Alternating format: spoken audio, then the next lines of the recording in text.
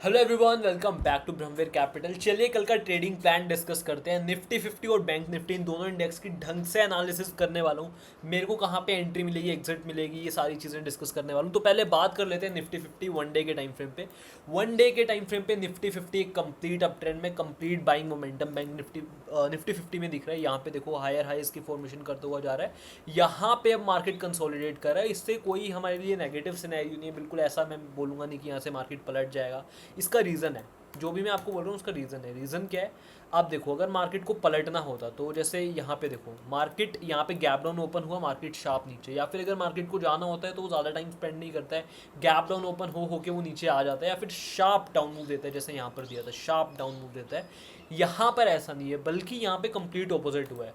Complete opposite क्या हुआ है? यहाँ पे प्रीवियस स्विंग था ये वाला 25,331 का, ये मेरा लेवल था। इसका कलर मैं चेंज कर देता हूँ। इसको मार्केट ने पहले क्रॉस किया, उसके ऊपर स्ट्रॉन्ग क्लोजिंग दिया, मार्केट वहाँ पे कंसोलिडेट कर रहा है। Every big move is followed by a consolidation और अ पुल बैक। यहाँ पे हमें कंसोलिडेशन देखने को मिली है, लगभग इनसाइड बार कैंडल टाइप का पैटर्न हमें यहाँ पे देखने को मिला है। क्योंकि देखो हो क्या रहा है, आपको इसकी एनालॉजी समझाता हूँ। मार्केट में यहाँ पे मोमेंटम है, यहाँ तक प्राइस ऊपर है, मतलब बायर्स प्राइस को ऊपर लेके आए हैं। अब यहाँ पे बायर्स, ऐसा तो है नहीं कि प्राइस भागता ही रहेगा। प्राइस ऊपर कब जाता है? जब वो बायर्स को और एक्यूमुलेट करता है। तो यहाँ पे बायर्स अभी एक्यूमुलेट हो रहे हैं। इसका ब्रेकआउट जैसे ही होगा उस टाइम हम ये बता सकते हैं कि प्राइस में यहाँ पे ब्रेकआउट आ गया। अब यहाँ पे चांसेस और ज़्यादा हैं कि प्राइस अपने अप मूव को कंटिन्यू करेगा। तो वन डे के टाइम फ्रेम पे निफ्टी 50 कंप्लीट बुलिश लग रहा है। अब इसे 15 मिनट्स पे देख लेते हैं, इंट्रा डे के लिए हमें कहाँ पे अपॉर्चुनिटी मिल सकती है। तो ये 15 मिनट्स का टाइम फ्रेम है हमारा। निफ्टी 50 का ऑल टाइम हाई का है, तो मेरे को ज़्यादा पीछे जाने की ज़रूरत नहीं पड़ेगी।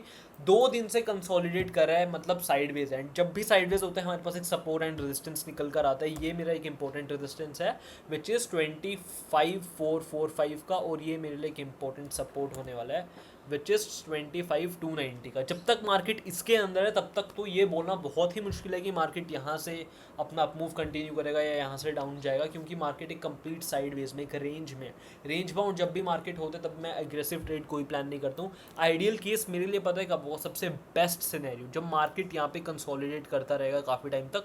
जितना ज़्यादा कंसोलिडेट करेगा उतने ज़्यादा बायर्स को एक्यूमुलेट करेगा, जितने ज़्यादा बायर्स को एक्यूमुलेट करेगा उतना ही अच्छा ब्रेकआउट होगा। और ऑल टाइम हाई के ब्रेकआउट तो वैसे भी सस्टेन होने के चांसेस ज़्यादा होते हैं, क्योंकि प्राइस पहले कभी इस लेवल पे आया ही नहीं होता है। तो चांसेस काफ़ी हाई हैं कि अगर प्राइस इसके ऊपर निकल जाता है तो हमें एक अच्छा मूव एक्सपेक्टेड है। ये मेरे लिए आइडियल सिनेरियो होगा। अब क्योंकि ये तो मेरे लिए आइडियल सिनेरियो हो तो कुछ भी सकता है, तो एक बार ना सारे केसेस के बारे में बात कर लेते हैं। हो क्या सकता है इन केस मार्केट में गैप अप ओपनिंग हो जाती है? अगर मार्केट में इस टाइम पे गैप अप ओपनिंग हो जाती है, गैप अप ओपन होने के साथ साथ ही अपने साथ एक अनफिल्ड गैप भी क्रिएट करेगा। ऐसा गैप जो पहले कभी फिल नहीं हुआ है, और every gap has a tendency to get filled.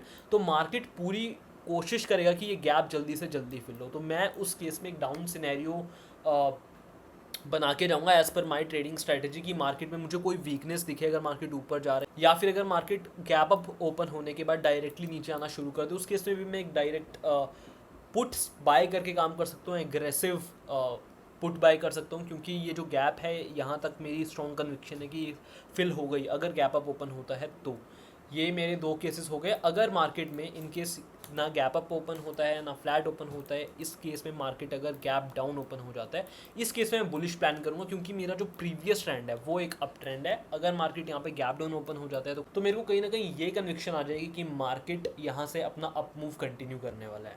तो इस पर्टिकुलर केस में मैं एक बुलिश ट्रेड प्लान करके काम करूंगा। अब एक थर्ड केस और बन सकता है, अब क्योंकि ये मेरा एक रेजिस्टेंस है और ये मेरा एक सपोर्ट है।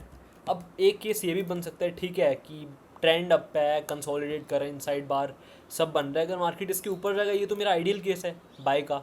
लेकिन एक केस ये भी हो सकता है कि मार्केट यहाँ पे कंसोलिडेट करके इसको नीचे की तरफ ब्रेक करते हैं। अगर ऐसा होता है तो इंट्राडे में, मैं आने वाले कुछ दिनों की बात नहीं कर रहा हूँ, इंट्राडे में मेरे को एक शार्प डाउन मूव देखने को भी मिल सकता है। इसका रीज़न सिंपल है, क्योंकि जितने लोगों ने बाय करा होगा उनका ज़्यादातर लोगों का स्टॉप लॉस यहाँ पे होगा, जहाँ पे मैं ये लाइन मार्क कर रहा हूँ। इसके नीचे प्राइस आता है, मासेस में स्टॉप लॉसेस हिट होंगे। दो चीज़ें होंगी, एक तो सेलर्स प्राइस को नीचे लाए हैं, सेलर्स का प्रेजेंस होगा, बायर्स के स्टॉप लॉसेस हिट होंगे। इन दोनों चीज़ों के चेन रिएक्शन की वजह से हमें एक शार्प डाउन मूव देखने को मिल सकता है। ये मेरी बैंक निफ्टी की एनालिसिस है। मैंने आपको सारे सिनेरियोज बता दिए कि गैप अप में क्या करूँगा, गैप डाउन में क्या करूँगा, फ्लैट में क्या करूँगा। फ्लैट में भी दो सिनेरियोज बताएं, तो आई होप इट हेल्प्स। अब बात कर लेते हैं बैंक निफ्टी की, कि बैंक निफ्टी के, वैसे तो बैंक निफ्टी में भी अब एक स्ट्रेंथ आ गई है जब से मार्केट ने इस लेवल का ब्रेकआउट दिया है 51,745 का। बात कर लेते हैं हमारे इंपॉर्टेंट सपोर्ट एंड रेजिस्टेंस की। 15 मिनट्स का टाइम फ्रेम में ये मेरा एक ऑल टाइम हाई का रेजिस्टेंस मुझे दिख रहा है 53,315 का। अब यहाँ पे गाइस एक चीज़ नोट करने वाली है, ये जो लेवल है ना, यहाँ पे मार्केट पहले बहुत टाइम कंसोलिडेट करके गया है। यहाँ पे आप देख पा रहे होगे पूरा टाइम यहाँ पे कंसोलिडेट, उसके बाद मार्केट ने रीटेस्ट करके फिर नीचे आया।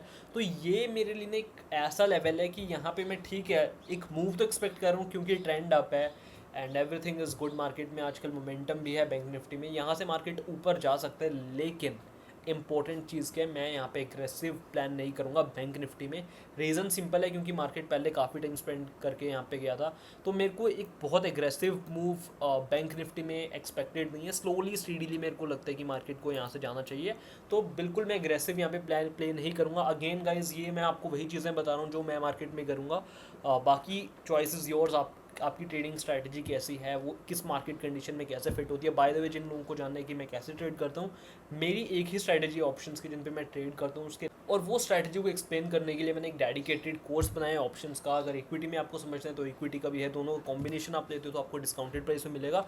उसका लिंक आपको मेरे डिस्क्रिप्शन में मिल जाएगा। But anyway let's get back to our video.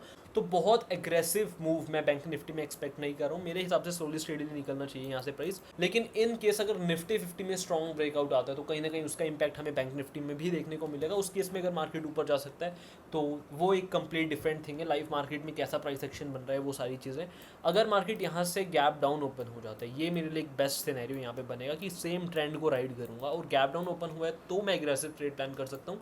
पहला टारगेट मैं मान सकता हूँ आज की क्लोजिंग, इसके ऊपर मार्केट निकल जाता है तो मैं मार्केट पे सरेंडर कर दूंगा कि मार्केट कैसा कैसा आगे प्राइस एक्शन बनाते जा रहे हैं, वो सारी चीज़ें लाइव मार्केट में मुझे पता चलेंगी।